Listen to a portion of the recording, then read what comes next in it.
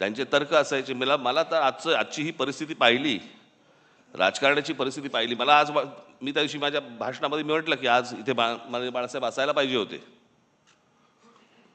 पण आज महाराष्ट्राची आणि देशाची जी राजकीय परिस्थिती निर्माण झालेली आहे, म्हणजे गुलामांचा बाजार, आणि हे सगळं महाराष्ट्रामधलं सगळं चित्र पाहिल्यानंतर कुठेही जा तुम्ही, हे सगळं चित्र पाहिल्यानंतर आज मला असं वाटतंय बाळासाहेब नाही आहेत ते बरं आहे.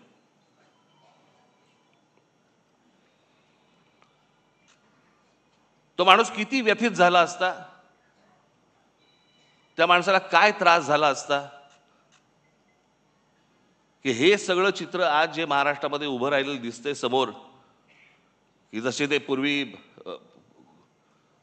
200-100 वर्षापूर्वी नाही का ते चावडीवरती उभे राहायचे आणि माणसांची लिलाव चालायचे, आज तसे महाराष्ट्रामध्ये लिलाव चालू आहेत.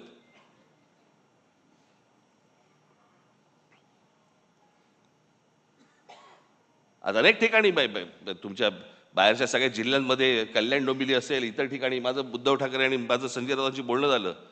शिसारी आली, शिसारी.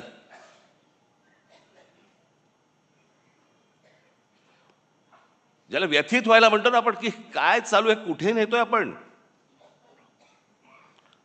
आणि आज ही परिस्थिती पाहायला माननीय बाळासाहेब नाही ह्याच्यासारखी चांगली गोष्ट नाही की तो माणूस आज हे सगळं बघायला नाहीये. तो पाहूच शकला नसता हे माणूस.